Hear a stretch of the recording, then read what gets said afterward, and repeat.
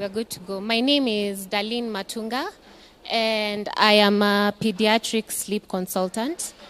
And I know you're looking at me and wondering, what is a pediatric sleep consultant?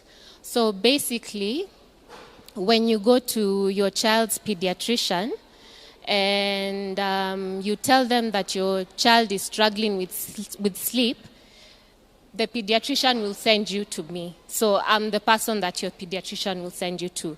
So today I have a presentation for you entitled Understanding Your Baby's Sleep. So I have about 12 minutes. I'm going to try and cover everything that I can in those 12 minutes. So we'll start with a quote from Ellen G. White, Child and Guidance. They may be weary, but how sweet is rest after a proper amount of labor. Sleep, nature's sweet restorer, invigorates the tired body, prepares it for the next day duties. So we can even see Sister White telling us how important sleep is for us. And I am concentrating mainly on children. So you wonder, isn't sleep something that is normal or that should come naturally? Well, for children, it is more of developmental. So it's something that they learn along the way. And you also wonder, there are some children who sleep well. So why do some children sleep well and why do some children have struggles with sleep?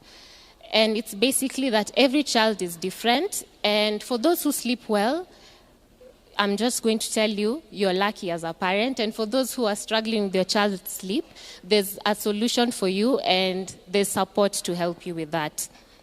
So what is the importance of sleep in children? So sleep is the time for restoration in children, and it helps the children's bodies restore and recharge. And during this time, children are able to process what they've learned throughout the day. Another important thing is that it helps in the growth and repair of cells for children. So basically, it's important for children to sleep, and you as a parent, you may say that, they'll sleep whenever they're ready. But it is your duty as a parent to help them during this process as they struggle during their sleep. So what is sleep training? So sleep training is the process of helping a child get healthier sleep by introducing and maintaining healthy sleep habits and working to develop a strong foundation of sleep for the child. The key goal of sleep training is to establish sleep habits and improve sleep quality for both baby and parents. And truth be told is, if your child is also struggling with sleep, you as a parent are also struggling with your sleep. Because at night, you're also up trying to help the baby sleep. In the morning, you have to go to work, you have to do your things. But you see, during the day, you'll struggle at work, you'll not be concentrating just because you've not had enough sleep. So it benefits both the child and the parent. So I know when people hear sleep training, they automatically think that it's letting your child cry. When your child wakes up in the middle of the night, you leave them to cry, and that's how they learn how to sleep. But that's not how it goes. It's actually not advisable to let your child cry until they go to sleep, because when they cry themselves to sleep, they haven't learned how to sleep. They have not mastered the art of learning how to sleep. What they have processed during that time is that if I cry, nobody is going to come and pick me up, so let me just keep quiet. You see, it's now them, they've learned that, nobody is going to come for me, so let me just keep quiet, sorry. So there are different types of sleep training methods. There's the FABA method, there's the cry it out, there's the no tears method, there's the chair method, then there's the pick up and put down. I'm quickly going to explain each one of them. So the FABA method basically is a timed sleep training approach. So for instance, you are going to time your child's sleep. Let's give it, for example, 3 minutes, 5 minutes, and 8 minutes. So when your child starts crying, you start the timer and put it for 3 minutes. After 3 minutes, you go into the room, you soothe your child, not until they are asleep, but until they are drowsy. You put your child back into the crib. When they wake up again, you set the timer to 5 minutes. So after 5 minutes, that's when you go, and so on and so forth. So this method is flexible depending on the temperament of your child. Some parents are able to stretch out the minutes for longer, and others even go in for less. The cry it out method, which is known by many, is where you just let the child cry until they sleep. The no tears method, which I personally advocate for, is a gentle, responsive approach to minimize distress, because, to be honest, you as the parent, I don't think any parent here enjoys seeing their child cry. So I don't think it's advisable to just let your child cry without responding to them. And then there's a chair method, also known as the sleep lady shuffle. So this method basically is when you're in your child's room or their sleep space, you set up a chair near their bed, or you set up a mattress. Some prefer a mattress because they can be able to sleep there.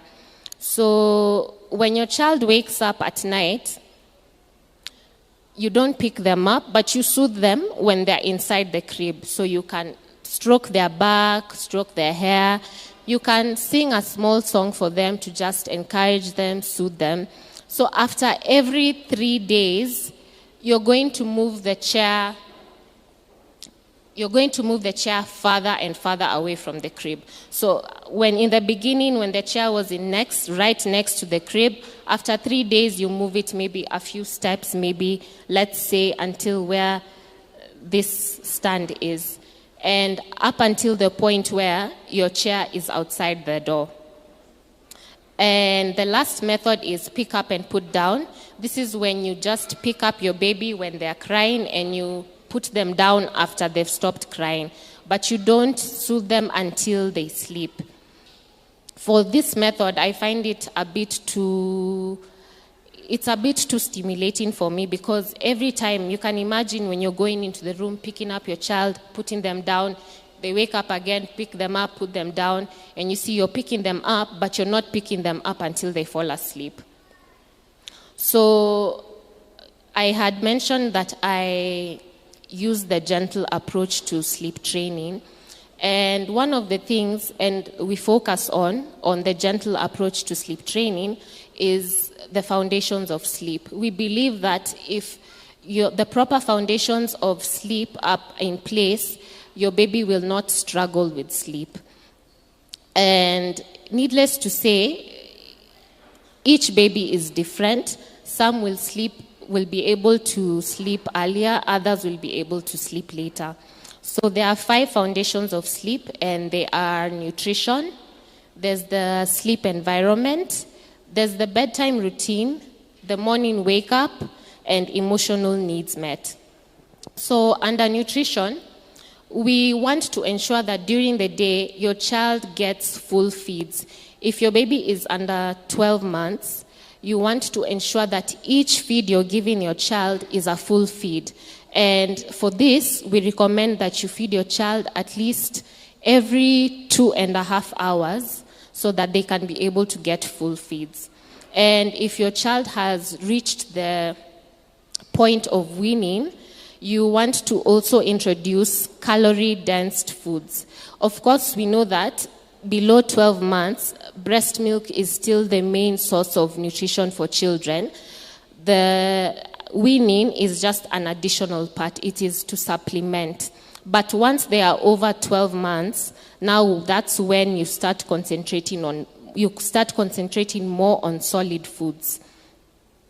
And for the sleep environment, so ideally for a baby to sleep, the sleep environment should be dark, the room should be cool, and they should be a white noise running. I don't know if you guys know what white noise is, but you know when the baby is in the womb, they're not used to a quiet environment, they're not used to a quiet space.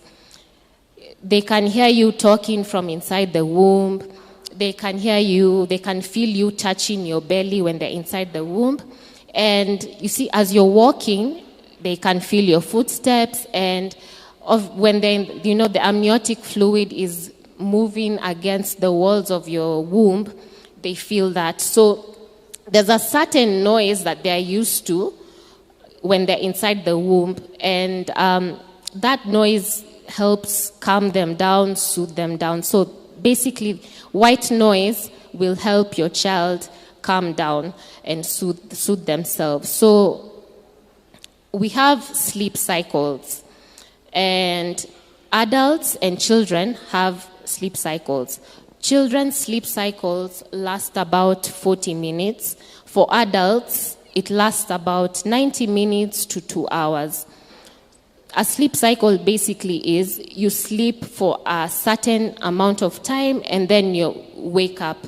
You know, all of us wake up at night, and sometimes you don't even realize you've woken up.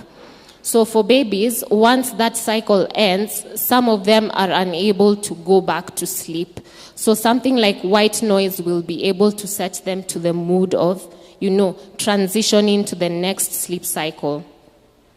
Another thing in the sleep environment that is very important is either having your baby swaddled or having a sleep sack. So also when they're in the womb, they're used to being in a cradle position. They're used to being in a snug environment where, they feel like they're being held. So when you put them in a swaddle and a sleep sack, they'll be able to get that feeling of, I'm in a safe environment, I'm in a snug environment, and they'll be able to sleep better. So moving on to the bedtime routine, it's important for you and your baby to have a bedtime routine. A bedtime routine basically helps your child wind down and signal their bodies and signal their brains that it's time to sleep. So a basic bedtime routine would look like giving your baby a warm bath. After a warm bath, you can put them in their pajamas. You can read them a storybook, or you can sing a song. I know people are wondering, aren't they too young to listen to a story? No, actually, you can begin reading to your child as soon as they're born. After reading them the book, then you can breastfeed them. After breastfeeding them, you put them in their swaddle and sleep sack. Once that is done, you set them in their crib, and if they need extra help, you can pat them, stroke them, and just soothe them. Another important thing is the morning wake up. So the morning wake up lasts maybe about 10 to 15 minutes, and during this time, it's just to jumpstart your baby's day, to show them that, hey, it's in the morning. And the bedtime routine and the morning wake up are very, very important, because when children are born in their newborn stage between 0 to 4 months, their circadian rhythm is not in sync yet. They're not able to tell the difference between day and night. Sometimes you find that newborns sleep most of the day and most of the night they're up, and that's because their circadian rhythms haven't synced. So it's also important that during the morning, you have a morning routine. And the morning routine would entail that you ensure that you wake up your baby at the same time every day. After waking them up, you can give them the morning feed if you're still breastfeeding. You can open the curtains, change the diaper, and you can go on with your day. The last point is emotional needs met. I know you're looking at me like, what do you mean emotional needs met for a baby? Aren't they just living their life? For emotional needs met, it's actually very simple.